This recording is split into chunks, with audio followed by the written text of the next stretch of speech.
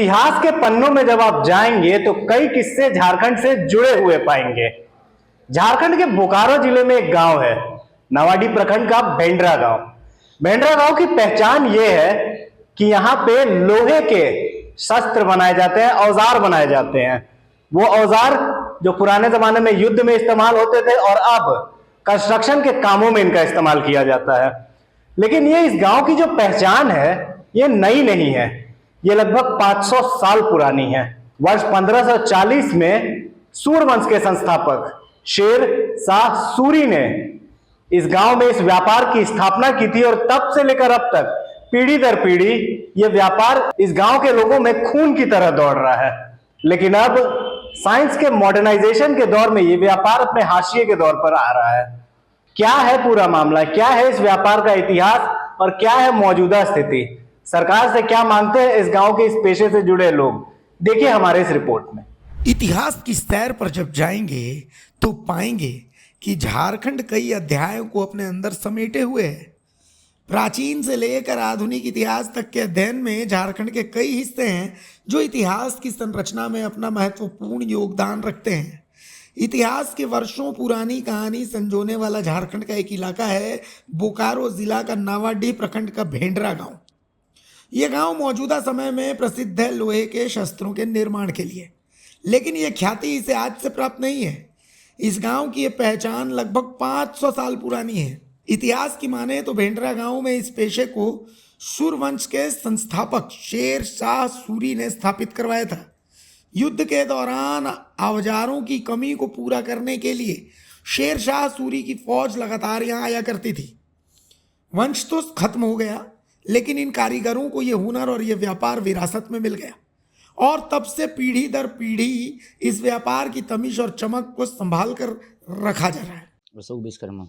कितना साल से इस काम को कर रहे ये और हम 30 बरस से पी रहे हैं। हैं? 30 वर्ष से कर रहे हैं। हाँ, कितना पीढ़ी से चलते आ रहा है? ये लोग हम लोग 5 पीढ़ी से चलते आ रहे हैं। हमारे दादा परदादा वो लोग सब यहाँ पीटता था लोहा। क्या क्या बना? तलवार है, बसला है, फरसा है, गणासा है, कटार है। हमारे में तक बनाते थे हम लोग। अभी हमारा मैन खत्म हो गया। इसके अलावा भी कुछ काम कर रहे हैं? नहीं, और कोई काम नहीं, यही काम है कि बस।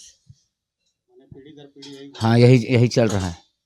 मैंने बाप पीटा है तो बेटा भी यही पीटेगा, दूसरा कोई काम ही नहीं मिलेगा। तो आज भी आप लोग हाथ से ही काम करते हैं? सब हाँ, मशीन उशीन से नहीं, हम हाथ से काम करते हैं। घर परिवार इसी से चलता है? सब इसी से। क्या चाहते हैं, कुछ नया होना चाहिए?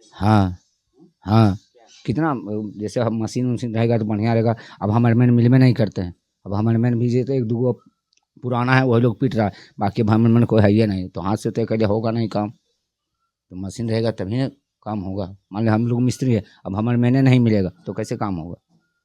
यहाँ मैन तो हमारे मैन है तो काम होगा, हमारे मैन नहीं है तो दुकान बंद होगी। सरकार या प्रशासन जिला का यहाँ का नहीं, हम लोग चाहते बढ़िया बिजनेस होगा तो हम लोग के भी बाल बच्चे भी फायदा होगा। हम पीटे, हमारा बेटा थोड़ा लोहा पीटेगा, उसे भी धंधा कुछ उसको भी तो चाहिए ना। यहाँ रोजगार बढ़िया रहेगा तब ने बाल बच्चा दूसरा काम करेगा। तो घनवा है तो काम होगा, घनवा नहीं है तो काम ही नहीं होगा। अकेले तो लोहा पिटाएगा नहीं तो कैसे काम होगा। पीढ़ियों वाला ये पेशा मौजूदा समय में लगभग 500 से ज्यादा परिवार का पेट पाल रहा है।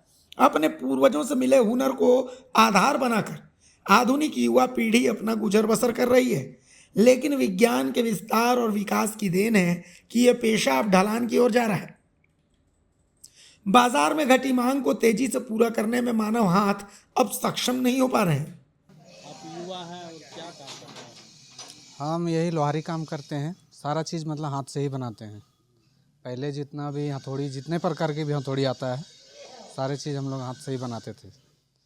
लेकिन धीरे धीरे इसमें स्किल का कमी के कारण ये हमारा काम नीचे जाता गया और जो मशीनरीकरण वाला जो हथौड़ी अभी आने लगा पंजाब से, वो उसका रेट भी कम हो गया और हम लोग का रेट थोड़ा बढ़ जाता है हाथ से बनाने के कारण। इसके कारण से हम लोग का काम थोड़ा डाउन हो गया। ये तो हमारा परदादा सारे लोग यही काम करते आ रहे हैं। नहीं तो अब मतलब क्या चाहते हैं बदलाव? हम यही चाहते हैं बदलाव इसमें कि हम लोगों को स्किल डेवलपमेंट किया जाए, नए नए मशीनीकरण से हम लोग को ट्रेनिंग दी जाए, ताकि हम वो जो मशीन से बनता है उसके मुकाबले हम लोग यहाँ पर मार्केटिंग में बाज़ार के हिसाब से अपना माल प्रोडक्ट बेच सके। उससे क्या लाभ होगा? उससे यही लाभ होगा कि हम लोग जो मशीन से बनता है उसके बराबर में हम लोग उसका कंपटीशन दे पाएंगे। नहीं तो हाथ से बनाने के कारण हम लोग उसका टफ कंपटीशन नहीं दे पाते हैं, क्योंकि वो सारा सामान मशीन से बन के आता है और हम लोग का हाथ से बना हुआ रहता है। हम लोग को फिनिशिंग होता है लेकिन माल कम बनता है और उन लोगों का ज़्यादा रहता है, जिसके कारण उनका माल सस्ता हो जाता है और हमारा माल महंगा हो जाता है। मतलब नया टेक्नोलॉजी का हम लोग को ट्रेनिंग स्किल जो बोलिए। अपनी कला से मजबूती का निर्माण करने वाले लोगों की मांग है कि इनके लिए quality control lab, testing lab और मटेरियल लैब स्थापित हो।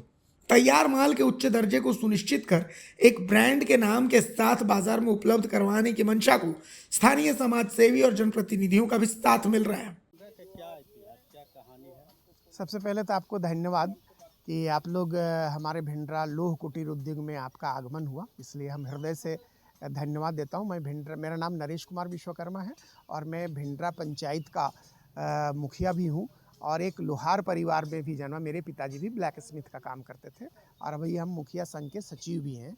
जैसा कि आपने कहा कि भिंडरा का क्या इतिहास रहा है, जहाँ तक हम लोगों को पूर्वजों से पता चला है कि यहाँ पर 15वीं सदी में जब शेर शाह का राज हुआ करता था, मुगल काल, उस समय चुनिंदा कारीगरों को इस गांव में लाकर उनको बसाया गया ताकि उनके लिए अलग अलग तरह के तलवार, भाला और लड़ाई करने वाले चीज़ों को वो लोग बना सके। उस क्वालिटी के मज़दूर को यहाँ लाए और यहाँ पर आप देखेंगे भिंडरा में कि पूरे जगह, पूरे झारखंड में चले जाइए, इंडिया में चले जाइए, तो एक साथ करीब 500 परिवार एक साथ आपको नहीं दिखेगा। यहाँ 500 से भी ज़्यादा परिवार एक साथ हैं,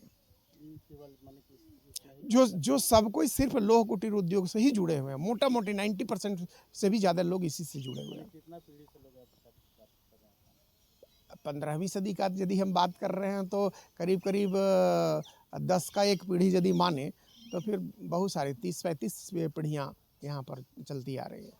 तो और ये लोग जो औजार बनाते हैं तो इसको कहाँ ये मतलब बाजार के लिए देखिए, अभी ये जो तलवार वाला जो देख रहे हैं आप, यदि शुरुआत से यदि हम बात करें तो आप यदि देखेंगे कि उस समय 15वीं सदी में लोग तो लाया और तलवार भाला लोग बनाया, लेकिन बाद में फिर जब मुगल काल समाप्त हुआ, जब अंग्रेज़ लोग आए और फिर औद्योगिक क्रांति आया, जब रेलवे की पटरियां बिछ रही थी, रेलवे चल रहा था, तो वहाँ पर फिर हम लोग रेलवे का काम, इंजीनियरिंग टूल्स यहाँ के लोगों ने बनाना शुरू किया। इंजीनियरिंग टूल्स में आपको हम ये जानकर खुशी होगी कि एक टूल्स होता है जिसको बोलते हैं बॉल पेन हमर्स। बॉल पेन हमर्स जो है वो उसका सबसे पहले हैंड फोर्जिंग इंडिया में भिंडरा ने किया। इसके पहले इंग्लैंड से वो बनकर आता था, लेकिन हमारे भिंडरा के कारीगरों ने मैनुअली बिना कोई मशीन का बॉल पेन हमर का बना के हमारे भारत को या रेलवे को सप्लाई किया, जो बहुत बड़े मात्रा में यहाँ से सप्लाई हुआ करता था। बाद में चूँकि मशीनें आ गई और हमारे पास मैनुअली काम होता है, तो हम मशीन के चक्कर में परेशान हो गए और वो धीरे धीरे वो लुप्त होता जा रहा है। तो ये लोग बाजार माने कहाँ सेल करते हैं जो बनाते हैं? आज भी बन रहा है तलवार ये? आज जो तलवार या यहाँ का जो हथौड़ा, बसुला, कारपेंट्री टूल्स, एग्रीकल्चर टूल्स, चाय बागान में काम वाले टूल्स, माइनिंग टूल्स, ये सारे चीज़ बनाए जाते हैं और यहाँ लोकल व्यापारी जो है इसको ख़रीद के बाज़ार दिया करते हैं। वो लोग यहाँ के लोहार लोगों से या यहाँ का जो वर्कर्स हैं उनसे लेकर और वो लोग अपना अपना बाज़ार में भेजते रहते। तो पूरा इंडिया में यहाँ का सामान आता जाता है। स्टेट में भी जाता है? हाँ, मैंने कहा पूरे भारत में, तो कहने का मतलब है बंगाल, बिहार, उड़ीसा, छत्तीसगढ़, जहाँ आप सोच सकें भिंडरा का माल जाता है।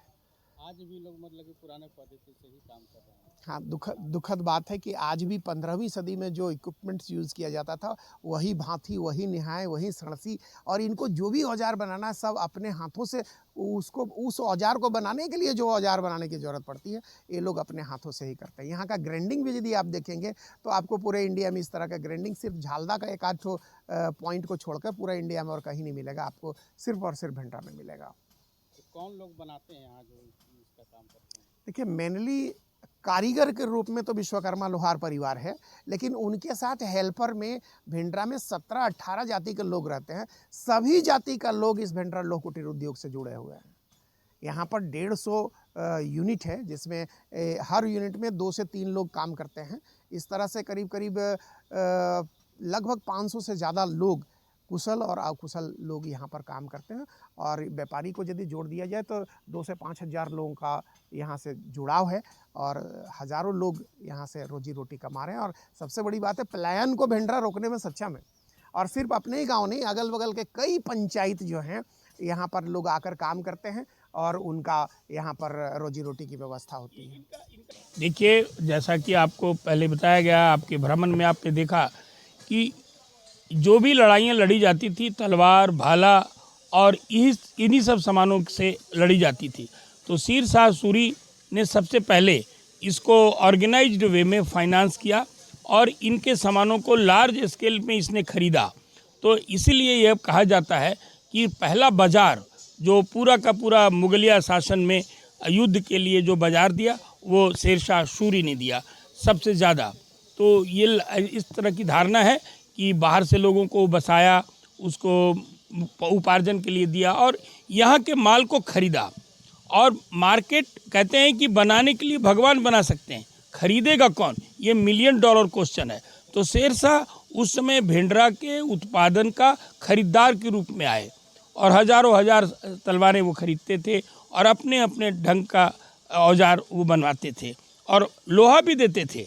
लोहा का भी जुगाड़ शेर शाह ही करते थे। तो इस तरह से उनका लगाव है।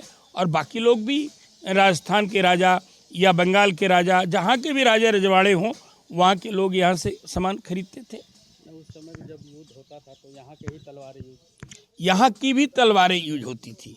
यहाँ नहीं कह सकते कि यहाँ ही, लेकिन यहाँ की तलवारें मेजॉरिटी थी, क्योंकि जीटी रोड था और ये जो रोड थी, इससे हम यहाँ तक बंगाल से लेकर के पेशावर तक जाते थे।